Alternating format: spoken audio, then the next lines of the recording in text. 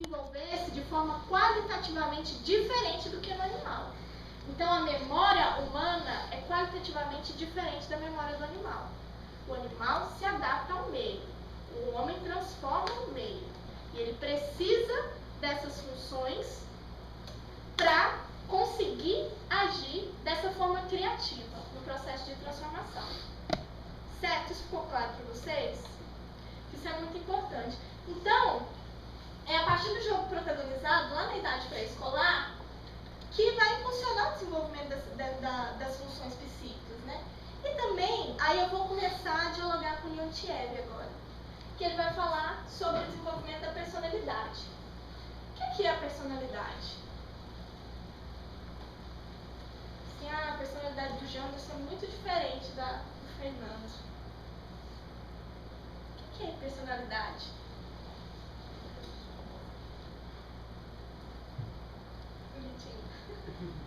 O que é personalidade, gente?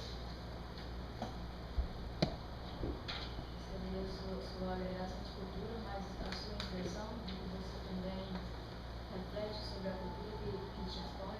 Isso é muito bom.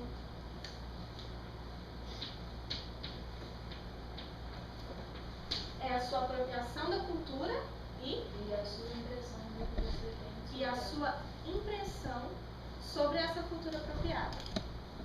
Muito bom esse conceito que ela deu. Gente, a formação da personalidade vai se dar em outra dimensão do desenvolvimento que esses autores vão chamar de microgênese. O que é isso? A personalidade, gente, é a forma como está organizado em cada um de nós, de forma diferente uns dos outros, toda a cultura que a gente apropriou e todas as funções que a gente foi desenvolvendo ao longo da vida. Então, esse desenvolvimento permite com que a gente exerça as nossas atividades no mundo, a gente haja de forma intencional, de forma consciente, de forma criativa, de forma emancipada ou não.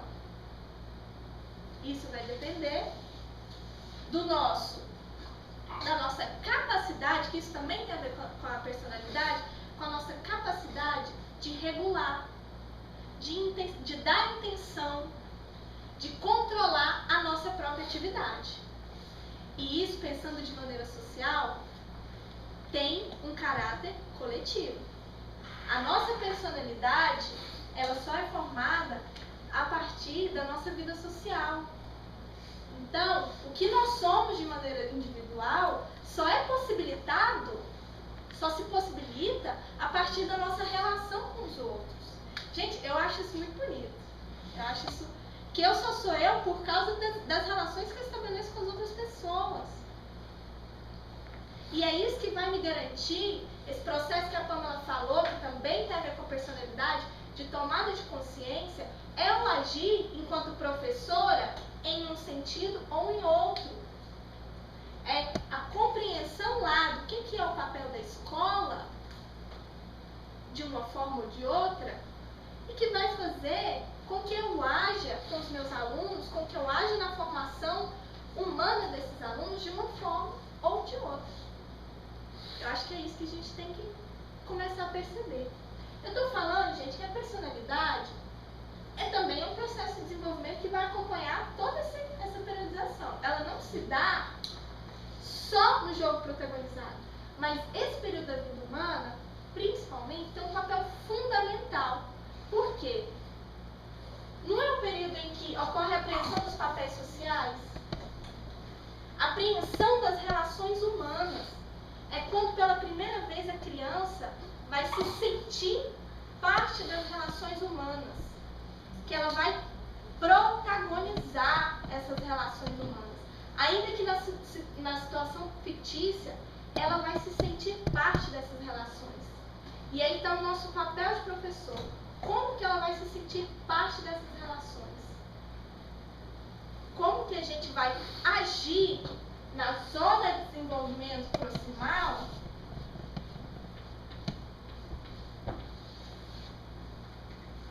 para que ela consiga desenvolver uma personalidade que garanta a ela a agir no mundo de forma individual e coletiva, no sentido de transformar o mundo que ela vive. E transformar para atender não só as necessidades dela, as necessidades dela em relação com as outras pessoas, as necessidades coletivas desses sujeitos. E como que ela vai entender que a necessidade dela também é a necessidade das outras pessoas? E assim, e vice-versa, né? As necessidades das outras pessoas também é a necessidade dela.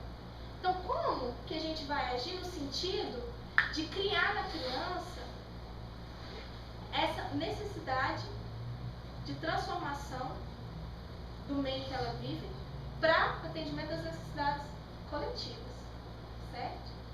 Acho que a gente já vai colocando pistas, né? Qual que é o papel do professor, se tratando do jogo, e qual que é o papel do jogo na educação infantil. Para além disso, o Eukoni vai colocar o jogo como um processo fundamental, como algo fundamental no processo de sociabilização. Gente, é no jogo que a criança vai deixar de ser ela para ocupar o papel de outra pessoa. É nesse momento que o Piaget vai falar lá que ela vai superar o egocentrismo, né? É nesse momento que a criança, nesse momento que eu falo nesse processo, né, gente? Que a criança, ela vai se entender enquanto sujeito diferente do outro, mas enquanto sujeito pertencente às relações.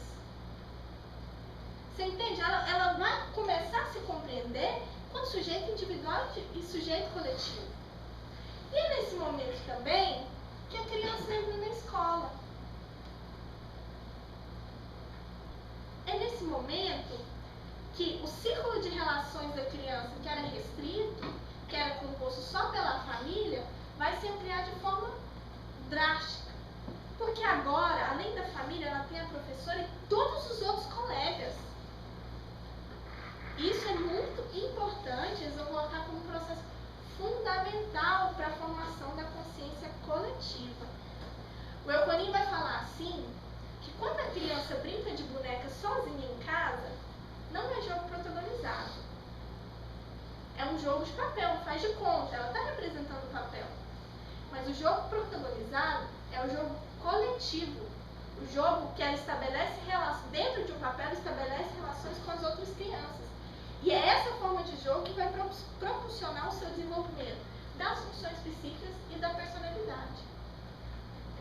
E é a partir disso, gente, que a criança vai se tornar protagonista das relações sociais. Que ela vai começar a se tornar protagonista. O que é esse protagonismo? É esse movimento de se perceber enquanto sujeito diferente, mas um sujeito que compõe as relações sociais e que tem um papel importante nessas relações. Então, gente, em relação aos conceitos, eu acho que foram muitos conceitos que a gente trabalhou aqui. Eu acho que nem metade vocês conseguiram aprender. Mas o que a gente queria, né?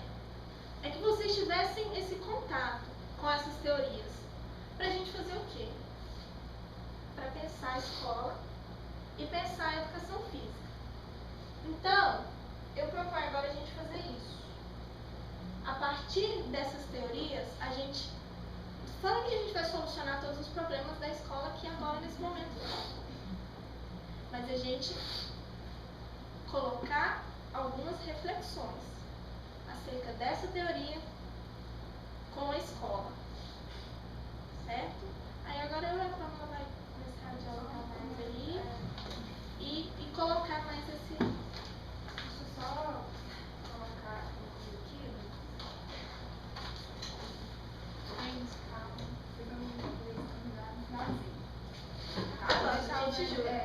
Deixar aqui agora de desenvolvimento profissional, só vou fazer um esquema, porque foi uma coisa que nós estamos voltando.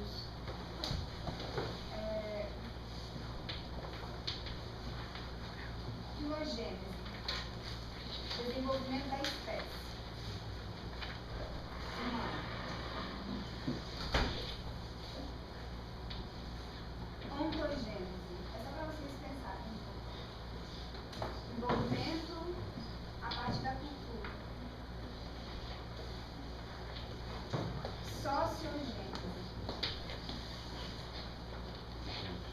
desenvolvimento a partir da construção das várias construções sociais. E microgênese.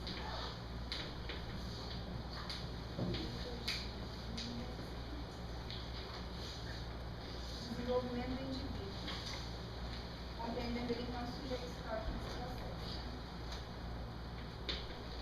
Acho que a Bruna falou bem disso também. O que significa apontar essa complexidade? É que a realidade, ela é dinâmica, complexa,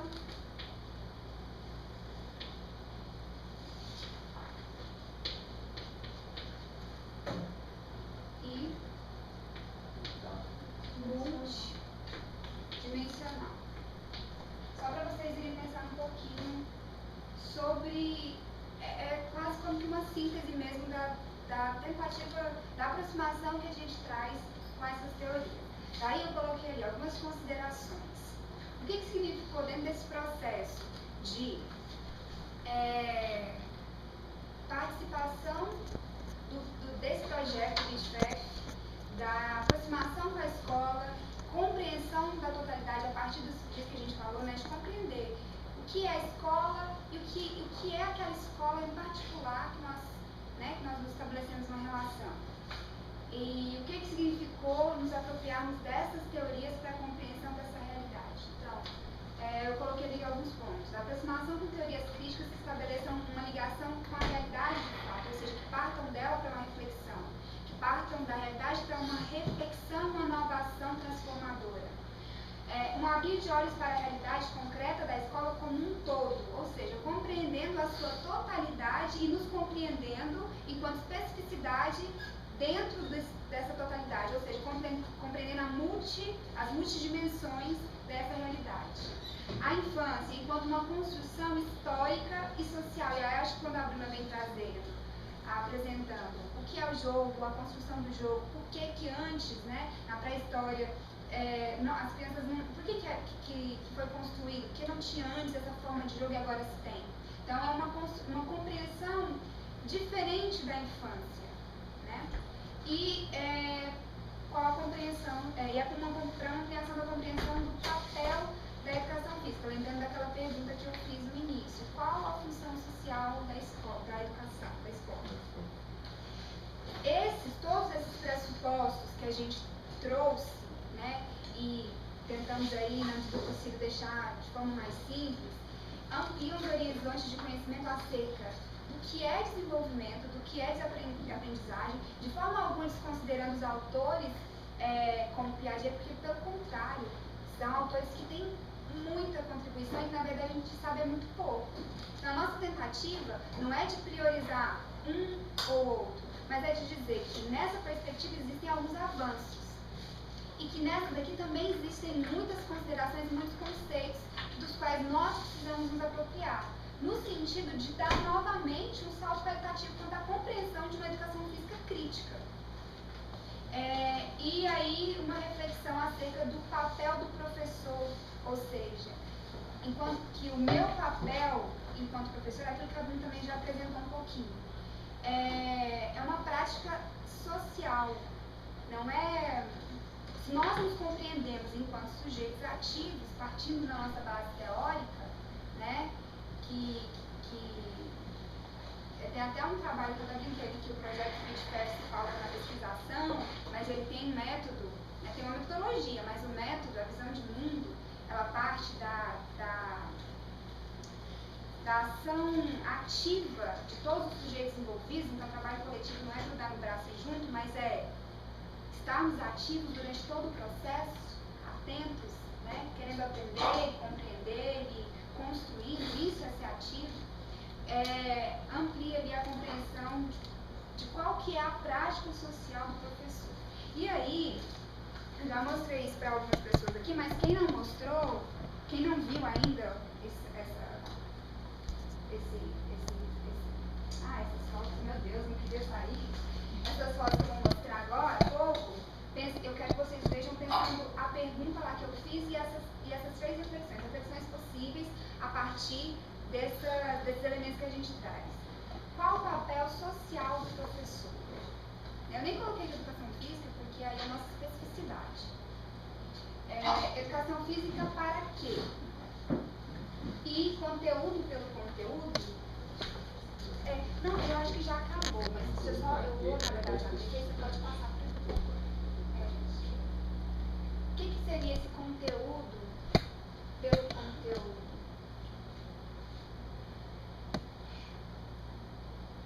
O que vocês veem aí? São crianças e elas estão em um lugar. Na escola. São crianças limpas, aparentemente saudáveis. Todas iguais. Todas iguais. Bem arrumadinhas. Bem arrumadinhas. Só passava na frente. Mas tem diferença. Essa é a família de uma das crianças. É a vida que ela tem fora do ambiente escolar. São pais viciados e essa criança ela convive nessa realidade. Estou mostrando uma dimensão da vida dela. Aquilo que é aparente, inclusive. A imagem está um pouco clara, mas assim. O que eu estou querendo dizer é o nosso papel enquanto professor não é o de salvar o mundo. Não é isso. A gente tem que tomar cuidado para a gente também não colocar o peso, esse peso de redentores da sociedade em cima de nós. Então, esse não é realmente o nosso papel. Porém,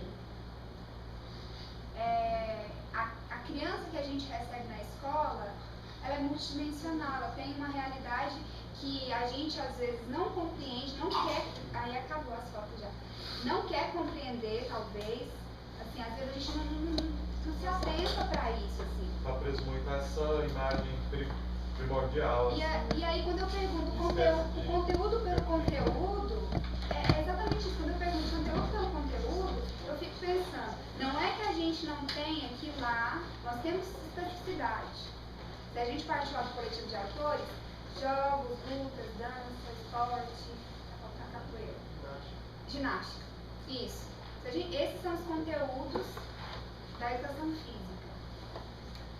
Quando eu falo conteúdos pelos conteúdos, é dizer, quando eu pego ginástica lá e pego 5 fundamentos dela.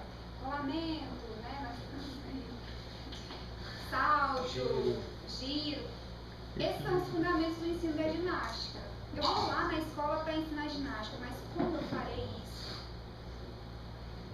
Porque aquela criança não aprende, porque aquela outra criança não quer saber. Então, assim, novamente, é tomando cuidado de não cair nisso de colocar o peso sobre nossas costas e ficar lá, nossa, agora a gente vai ter que dar conta de tudo. Mas temos ciência de que a realidade, ela é dinâmica, complexa e multidimensional. Nós não conseguimos, de fato, aprender todas as dimensões, mas nós precisamos ter ciência dessas dimensões e, na medida do possível, nos aproximarmos da compreensão delas para que a nossa prática, de fato, seja uma prática transformadora.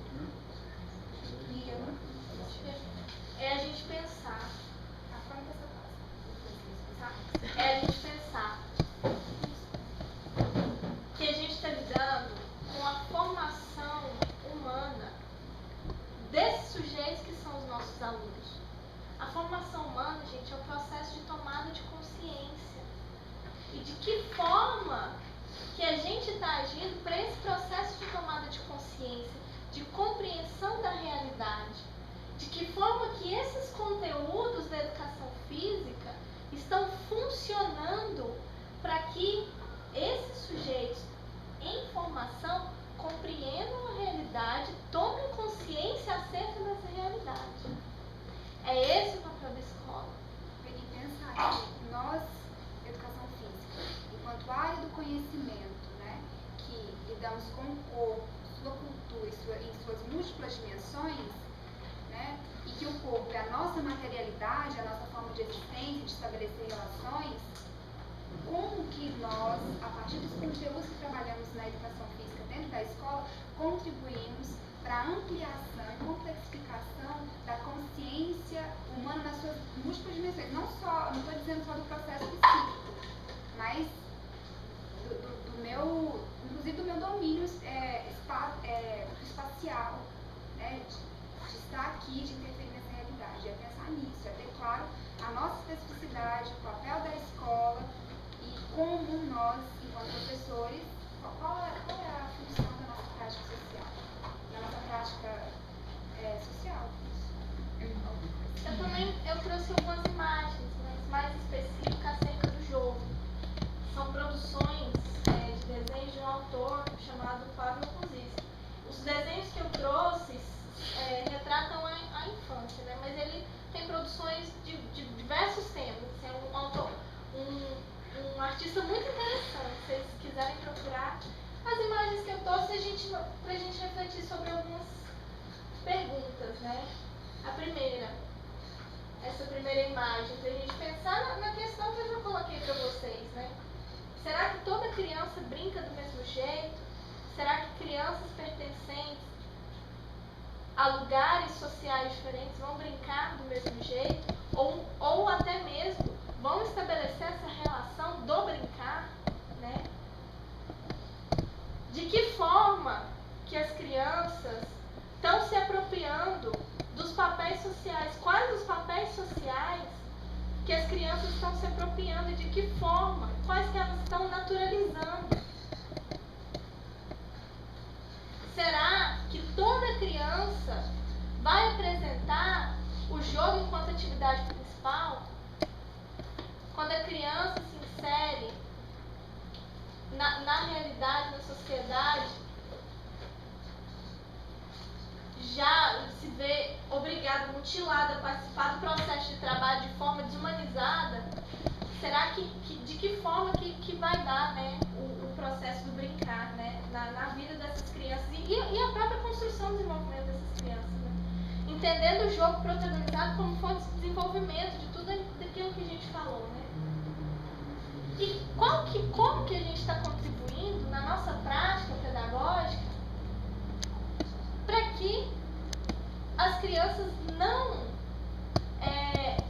apreendam, não tomem para si as relações sociais de forma alienada, como elas se apresentam para a gente, né?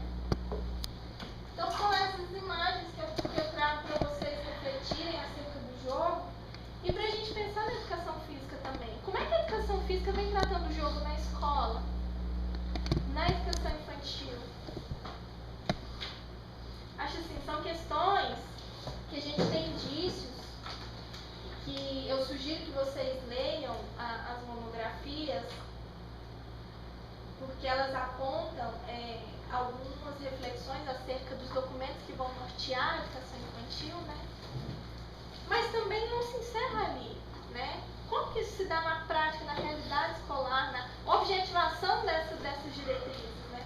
E a gente pensar nisso também, pensar como que isso pode ser, como que isso pode se configurar no sentido da transformação, né? Da transformação disso numa outra coisa, né?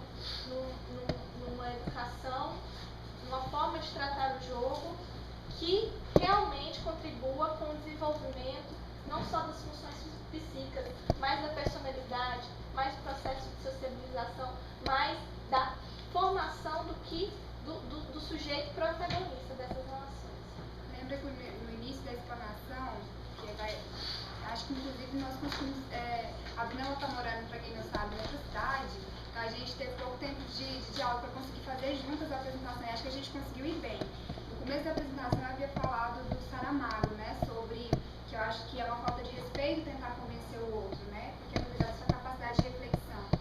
Então eu trouxe isso exatamente porque não é uma tentativa nossa de convencer ninguém, mas de apresentar algumas coisas que nós já nos apropriamos para gerar reflexões. Inclusive, acho que se vocês prestaram atenção no que a gente veio trazendo, se a tentativa fosse uma de convencimento, iria inclusive contra a perspectiva da qual a gente se baseia, que compreende que a capacidade de reflexão é uma construção já adquirida do ser humano, que vai se ampliar de acordo com as condições objetivas da sociedade. É isso que eu Então, acho que que sim, de mais conceitual e de reflexão que a gente tinha para colocar para vocês é isso. Eu queria agora, nós queremos, né, também ouvir vocês acerca do que foi possível, assim, dentro do tempo, dentro da quantidade de...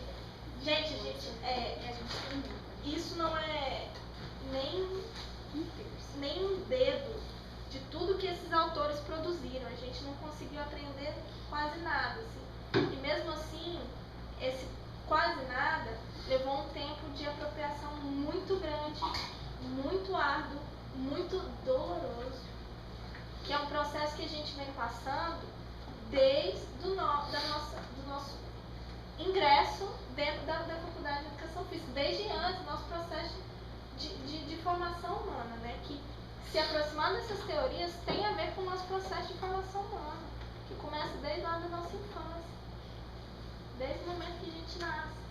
Então, o lugar que a gente ocupa, né? O lugar que a gente ocupa socialmente, as pessoas com que a gente se relaciona, a forma como a realidade foi mediada para que nós compreendêssemos essa realidade, né? Isso tudo tem um papel fundamental para a gente pensar a educação, pensar a infância dessa forma como a gente vem pensando. Então, não é um processo simples, assim, eu vou assistir o vídeo lá mais 2 vezes, agora eu vou entender sacar tudo do bigode. Não. Acho que nem a gente, assim, a gente tem muitas dificuldades e isso se dá pela deficiência mesmo do nosso processo de formação, pela forma como ele se dá nessa sociedade que a gente vive,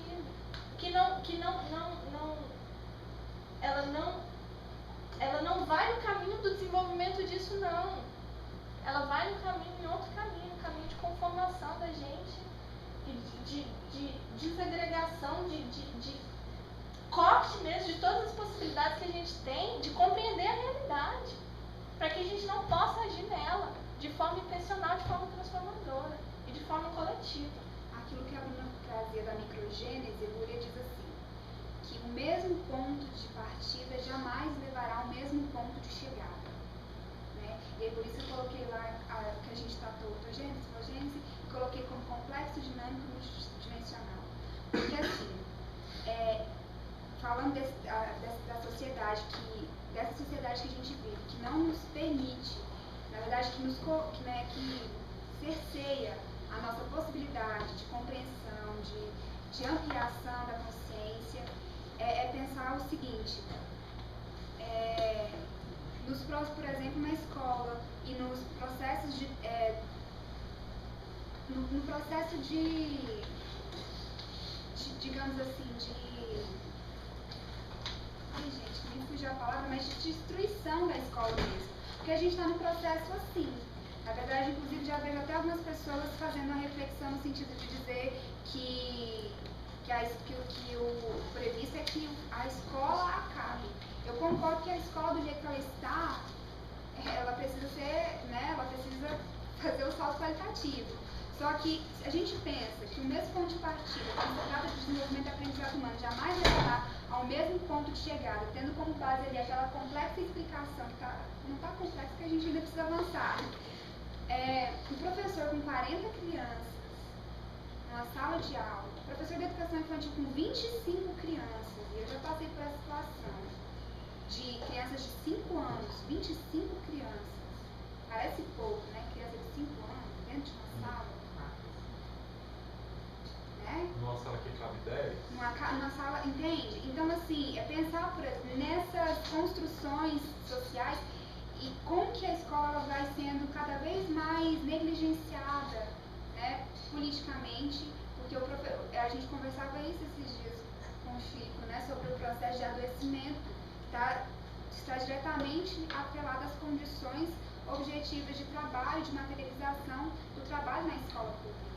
A gente precisa pensar nessas condições que vão seguindo para a destruição mesmo desse ambiente que pode ter, que tem inclusive ainda, apesar de tudo, mas que pode ter contribuições ainda mais importantes quando a gente fala de se apropriar do acúmulo histórico humanamente produzido. E nesse sentido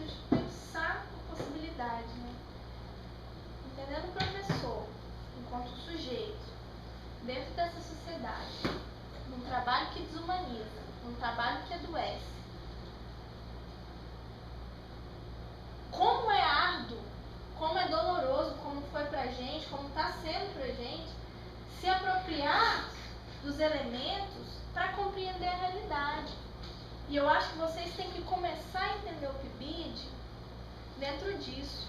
O PIBID como uma possibilidade não só para vocês, mas também o papel social que vocês têm com a formação dos professores que estão dentro desse contexto de desumanização dentro da escola. Como que o PIBID pode funcionar para que esses professores também compreendam a realidade dessa forma. E que a gente amplie as nossas ações coletivas no sentido de lutar por essa escola, né? Que é a escola que a gente pretende. E você, galera?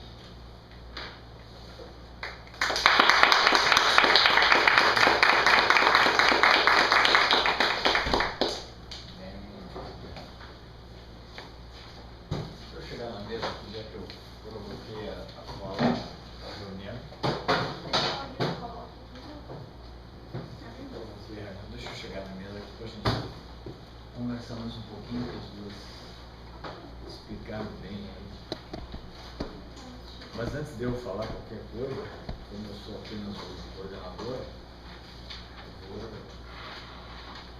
vou ouvir aqui primeiro da professora que está na escola acerca desse complexo emaranhado de conhecimento. Como é que você pensa isso lá? Como é que você tem olhado? Como é que você tem vivido? Como que você tem experimentado? Qual é o relato que você percebe? Sobre isso que elas falaram, é um pouquinho de cada,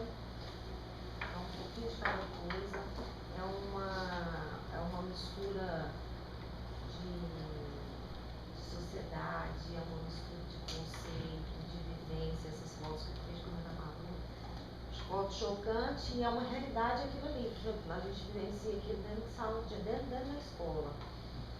O que uma criança que é abusada pelo pai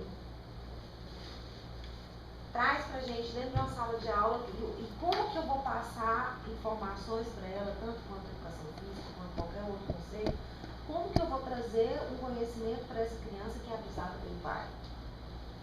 Ela chega, se encolhe dentro de uma blusa de frio com vergonha que parece que está transparente na cara dela para todo mundo que ela foi abusada pelo pai naquela madrugada. E ao mesmo tempo, como que eu vou passar uma informação para ela, junto para que ela, quanto conceito, tem que eu sou o príncipe da casa. Quem manda na sua casa? Eu. Né? Então, são realidades extremamente diferentes, que essa teoria ela é linda, e na prática ela é tão difícil de ser colocada, porque são realidades extremas. Então, e é difícil. Eu não imaginava que fosse tão difícil. Eu não imaginava que fosse tão difícil. Dolorosa. Dolorosa. É complicado. A teoria ela é linda, é bonita. Até ver vocês falando, é tão bonito esse crescimento na época, né? E como tudo isso mudou, essa tecnologia, essa cultura, tudo é muito lindo.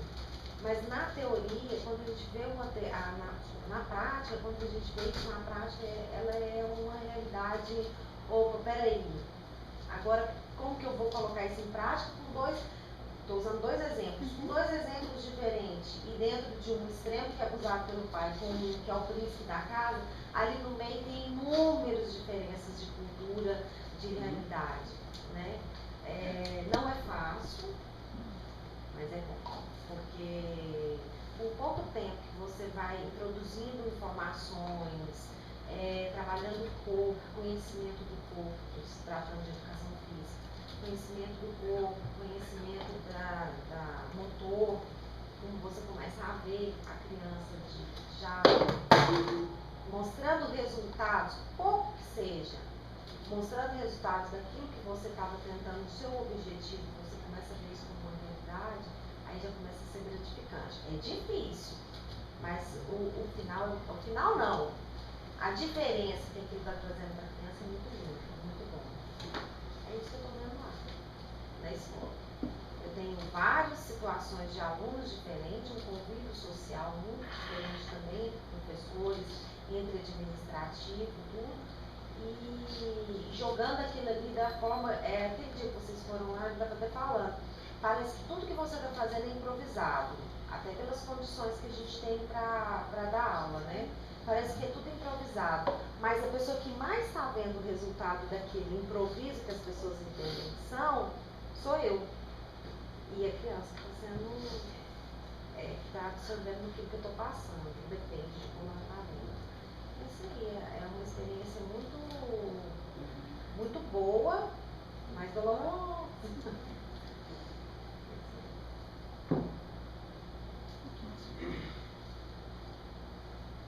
Alguém?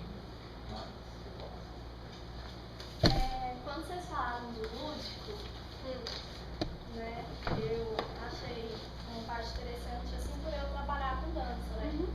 Então, na dança tem muito disso, né? Igual você falou, do jeito que você falou, lúdico, mas o que é lúdico?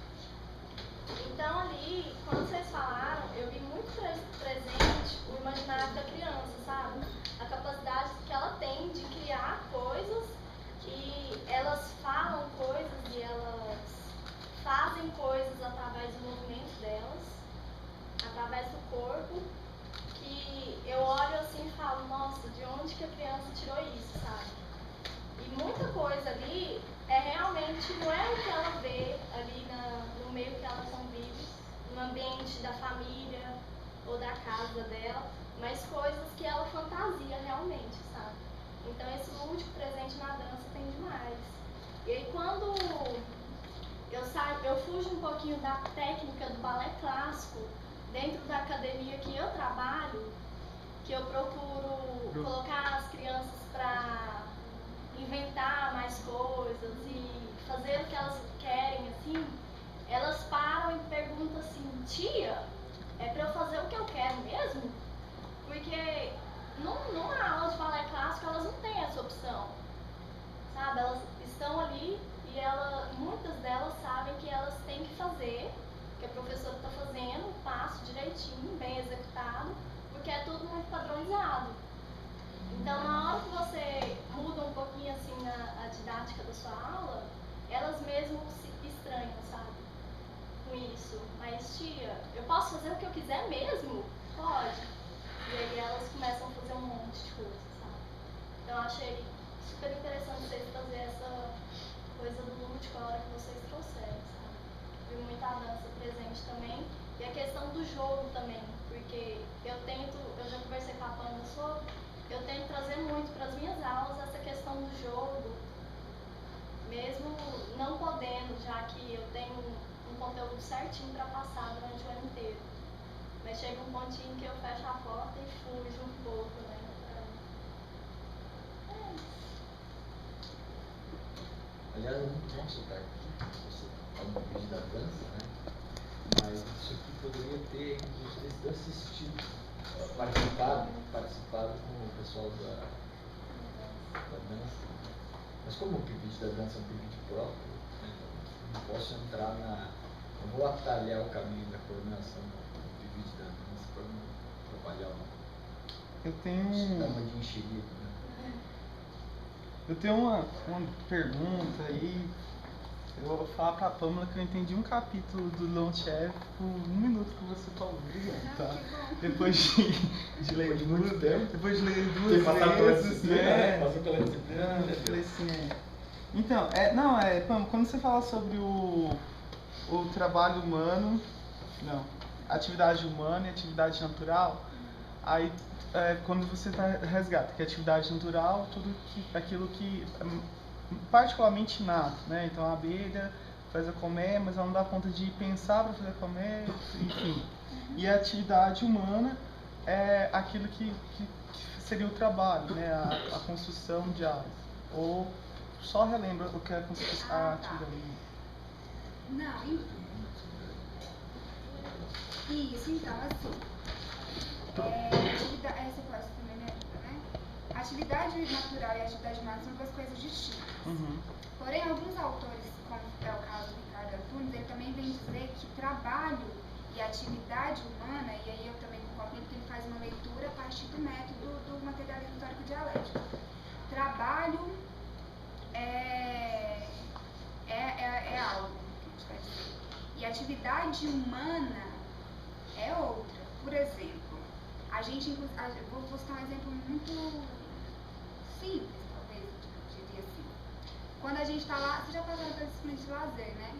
Estão fazendo? Vocês já chegaram no conceito de diferenciação de trabalho e não trabalho, trabalho e lazer, por exemplo? Por exemplo, a atividade humana ela vai se configurar no momento de lazer também. A atividade humana vai se configurar no momento de trabalho. Só que o trabalho, ele é objetivamente um processo de intervenção e transformação da natureza. Digamos assim. E a atividade humana nem sempre é um processo de transformação da natureza, mas é um processo corticalmente organizado e materializado que vai gerar transformações, por exemplo, individuais. Entendeu? Então, aí o que acontece? Eu até falei, citei o Ricardo Antunes, depois nem falei disso, né? Eu viajei. Que ele vai falar que o trabalho e a atividade humana, ele tem se confundido, e aí eu não tenho muito aprofundamento nisso ainda. Mas porque exatamente, quando, por exemplo, isso eu lembro mais quando eu estudei a disciplina de lazer, porque a gente fez algumas associações com tempo de trabalho, trabalho e tempo livre. E a gente tem visto que na sociedade atual, o tempo livre, o que seria o tempo livre de não trabalho, não tem se configurado mais enquanto tempo livre. Então ele se confunde com o trabalho. Ou seja, a atividade humana, nas suas múltiplas dimensões, ela tem se confundido com o processo de trabalho. Para ilustrar, eu acho que a atividade humana, como um exemplo bem prático, é escovar os dentes. Isso é uma atividade humana. E o trabalho, a gente faz um trabalho que tem assim, um retorno. Eu vou fazer a escova de dente. Então eu fiz um trabalho que é fazer a escova de dente. E uma atividade humana é eu lá praticar a escovação dos dentes. Acho que é só para ver se clareia um pouco. Porque o fazer a escova é um processo de intervenção e transformação da natureza. Entendeu? E é muito bom exemplo. E a atividade é isso, é de você organizar o seu pensamento para realizar uma atividade, mas que não necessariamente é de transformação. Não é de transformação. Então, agora que eu clareou mais. Por aí, mas de transformação de si, entendeu? Agora que clareou mais, eu acho que porque eu tinha pensado assim, né? Quando a Bruna fala da periodização do desenvolvimento, de acordo com a história cultural, né? Que traz lá os elementos. E aí o último está se configurando como estudo / trabalho. Preparação para o trabalho. O estudo é o processo que vocês estão passando agora, gente. Entendeu? Seria esse a periodização do processo de desenvolvimento, seria assim, não estou falando que isso seja o último, né, mas é um processo mais elaborado, vamos dizer, o estudo para a configuração do trabalho. E aí eu tinha pensado, por que não o estudo para atividade humana, mas a atividade humana já está, acho que, relacionado em todo o período do desenvolvimento. Eu não sei, você pode me corrigir, mas quando a Bruna fala do trabalho, ela fala do trabalho de uma sociedade específica, de preparação para o mundo do trabalho, entendeu? De algo específico, ou seja, a gente estudou, e aí ela lembrou novamente para a gente não ficar preso numa coisa linear, né? Porque isso vai se dar somente nesse momento. E ela enfatizou isso. Mas assim, que quando a gente sai aqui da graduação, a gente vai fazer o quê? A gente tem que dar respostas para uma coisa. E aí isso vai se configurar no mundo do trabalho. Por aí, Isso é por aí que a gente tem que pensar que o trabalho ele vem se constituindo, né, de uma forma que às vezes a gente não reconhece essa forma. Nossa, o trabalho, como a gente vê, né, a gênese da humanidade, o trabalho é o que humaniza o homem. Aí a gente pensa na forma de trabalho como ele aparece hoje, né? Cara, será que isso humaniza? Humaniza. Então a gente tem que pensar nas várias formas que o trabalho se apresenta pra gente. E pensar no trabalho enquanto esse processo de transformação da natureza. E a atividade, a criação das atividades humanas também é fruto desse processo, entendeu? É mais ou menos isso, né? Mas ela já está em todo o processo. Isso. Então, E quando esses autores vão falar lá no último período, né, do desenvolvimento humano, que eles colocam de novo a atividade de estudo enquanto atividade principal do sujeito, né, eles estão falando de uma sociedade pós-revolucionária, né, mas em que o processo de formação humana se dá de forma muito parecida com o processo que a gente tem hoje pela escola, entendeu? Então, a gente nasce, aí a gente fica em casa até os 3 anos, aí depois dos 3 anos a gente vai pra creche, aí depois a gente vai pra escola, depois da escola, no ensino fundamental, ensino médio, aí a gente já começa a preparar pra atividade profissional, né? Aí depois alguns, muitos poucos, entram na faculdade e vão se preparar efetivamente para diversas formas de exercer o trabalho, né? De participar desse processo de transformação. É mais ou menos nesse sentido que vem a atividade de estudo / trabalho, mas que seria a preparação para a atividade profissional, entendeu? Quando eu faço a divisão, eu faço porque eu acho que fica mais elucidativo quanto à atividade natural e atividade humana. Porque a atividade natural, eu não tenho um processo de organização cortical que eu penso, que eu organizo, complexifico a ação. Ela é inata, digamos assim, ela é automática, meu coração está batendo, eu preciso dele batendo para eu sobreviver, mas eu não estou ativando o batimento dele, entendeu? Eu não estou aqui o tempo inteiro, bate o coração, bate, para de bater. Ou então até mais prático, assim, por exemplo, quando a gente é ameaçado de alguma forma, né? A gente leva um susto ou alguma coisa vem em nossa direção de forma bruta. Qual que é a nossa reação, assim, que a gente nem pensa pra fazer? A gente se encolhe, não é? Esse fato de se encolher, de se proteger, assim, é uma atividade natural de proteger os nossos órgãos mais importantes, que seriam os órgãos que não têm a proteção dos ossos aqui, né, o próprio coração. Então, qual que é o nosso movimento? É esse. E isso a gente não pensa para fazer isso. Isso é uma atividade natural, entendeu?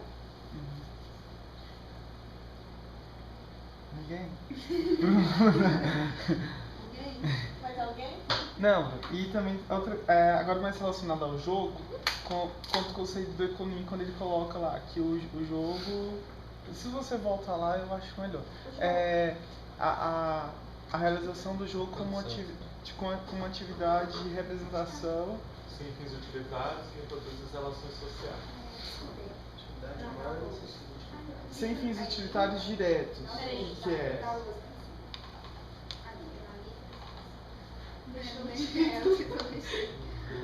Vamos lá. Uma atividade que se reconstrói sem fins utilitários diretos às relações sociais. Esses utilitários diretos, seria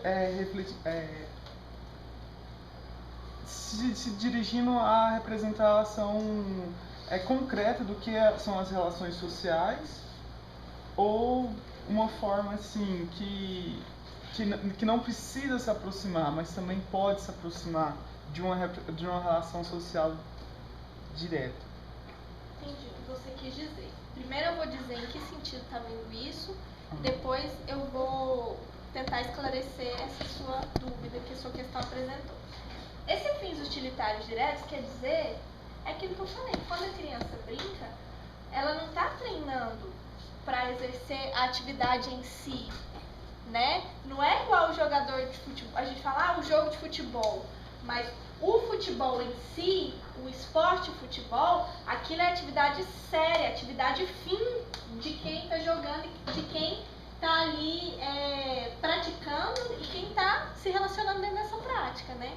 Mas quando a criança brinca, não é uma espécie de treino, de capacitação para se desenvolver uma atividade. Por exemplo, a queimada, o salvo-bandeira, são representações de relações sociais que não estão tão claras como no faz de conta.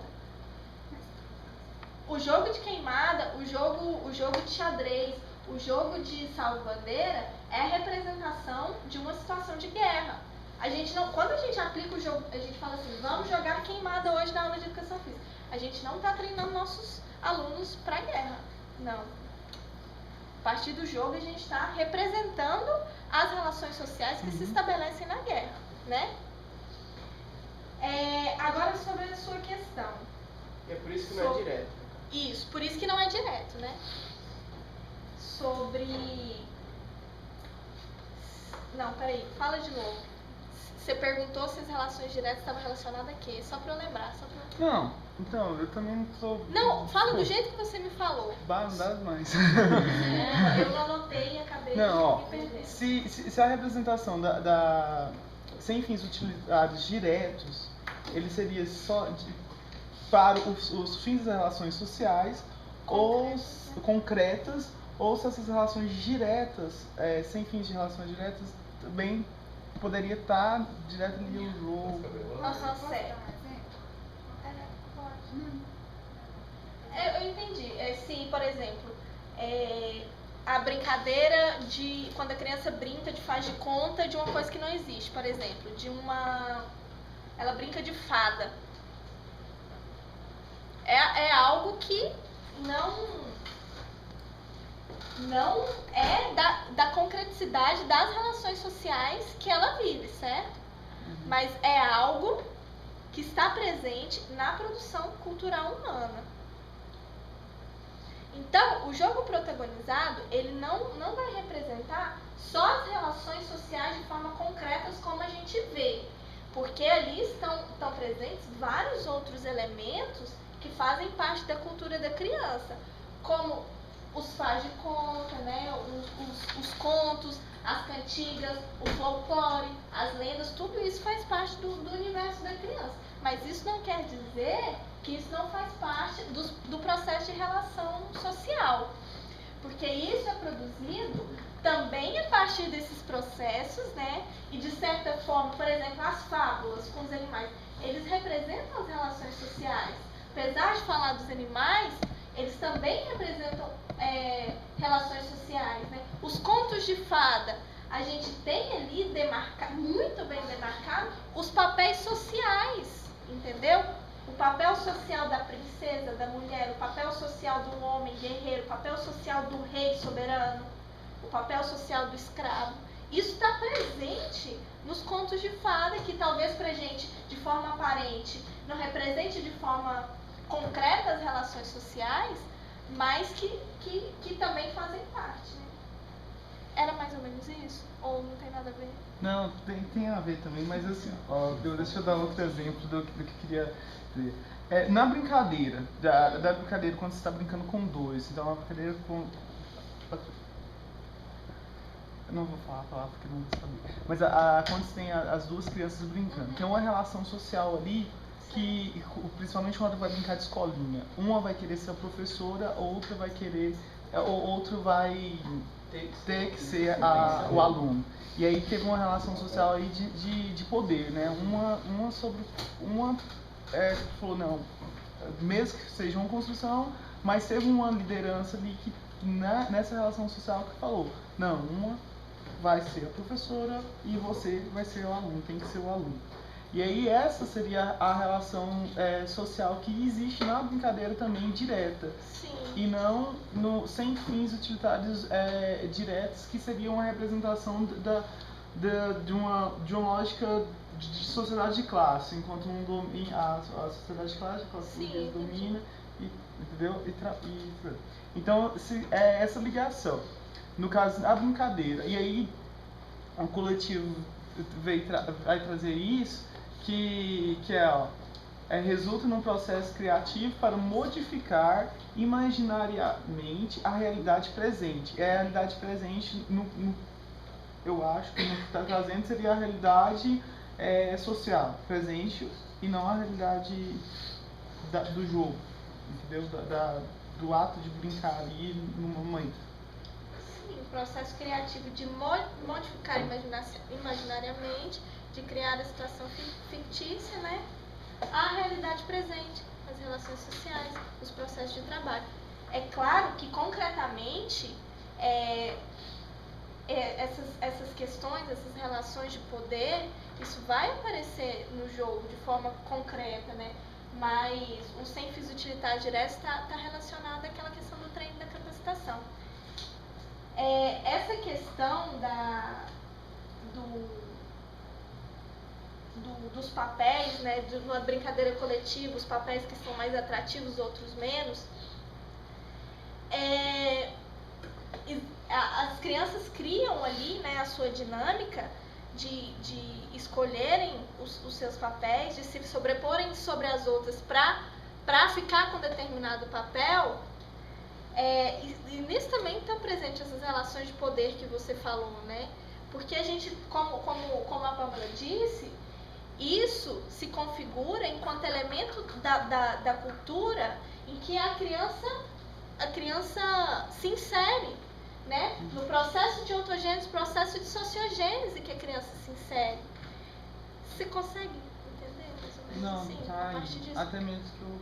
E assim, outra coisa que eu ia falar sobre isso, que às vezes a criança ocupa um papel que nem sempre vai ser divertido para ela, vai ser prazeroso para ela, mas essa necessidade de fazer parte dessas relações é o que vai motivar ela a continuar brincando, entendeu? E aí que vem, eu falo sobre o papel do professor. De que forma que a gente vai mediar isso? A gente vai deixar acontecer ali a criança se sobrepor, como se o protagonismo fosse essa questão de se sobrepor sobre a outra. E não é isso, é a criação de um protagonismo coletivo, certo? De que forma que o professor vai mediar isso para que isso não se naturalize na criança, entendeu? Sim. Não sei se eu fui clara. Não, mas tá indo. E também assim, ó, eu acho que dá pra lembrar também do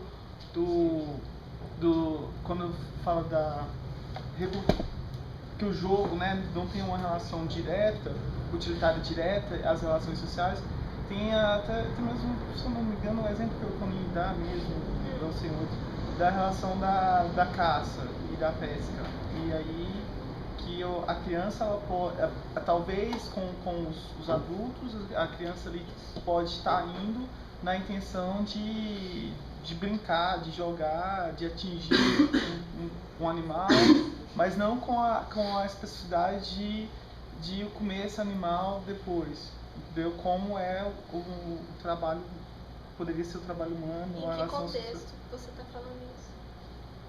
Você fala no contexto de... Histórico. Não, num contexto de pegar o animal para sobrevivência, entendeu? De forma de alimentação.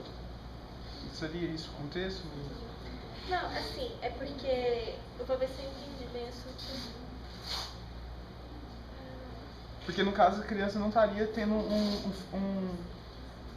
Se a gente fim pensar... direto de matar o animal para alimentação. Se a gente pensar, Jean Anderson, no início da construção da humanidade, a criança fazia sim parte de forma direta do processo de produção da vida humana.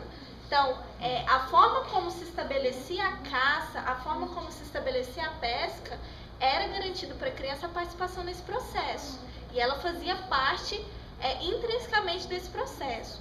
Só que isso foi se complexificando e fazendo com que a criança não pudesse fazer mais parte, devido às suas condições, né? De que a falta de, a pouca apropriação, tempo de apropriação cultural que ela tem ainda não permite, que um adulto já tem, certo? Então, historicamente, a partir disso, ela tinha necessidade de fazer parte desse processo de produção, porque ela já fazia parte desse processo antes. Aí ela surge então o jogo protagonizado, mas esse jogo não surge do nada. Ele surge da observação que essas crianças tinham do jogo dos adultos. Porque o jogo, a primeira forma de jogo que surge, ela surge vinculada à atividade de trabalho, né, que nas sociedades do início da humanidade, né, eles arrumaram formas de treinar, de representar as situações de caça, de pesca, as situações de trabalho, né, dentro daquela sociedade.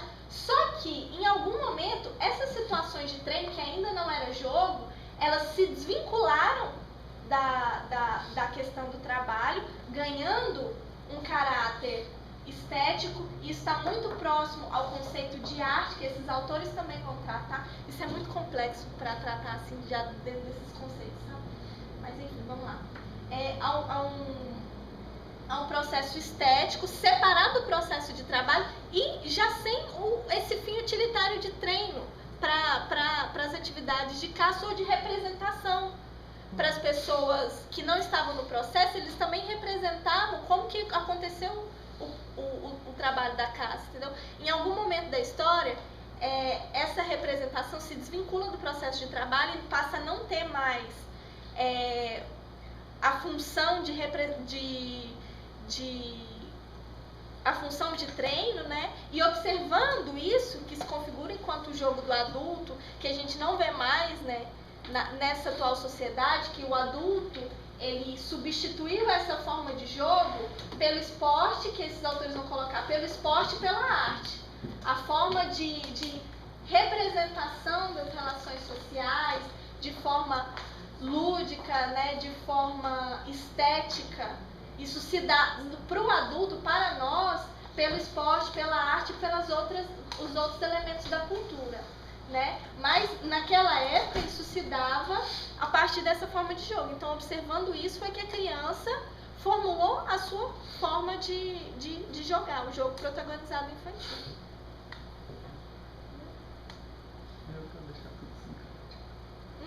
Deu pra começar a deixar tudo embaralhado, pra gente começar a pensar depois. Porque são conceitos que eu não trouxe, porque são muito complexos. Então, pra gente compreender, exige um processo de debruçamento sobre a teoria muito grande, né? Porque esses autores, eles começam a entender o processo da constituição do que seria o jogo a partir da constituição do que seria a arte. Tanto que o Vygotsky vai começar os seus estudos estudando teatro, estudando a arte, né? Então, a partir disso, ele vai construir, isso que deu base para ele construir, as suas formulações psicológicas, né, acerca do que é o aprendizado e desenvolvimento humano. Eu tenho uma questão anterior a essa que ele está colocando. Quando eu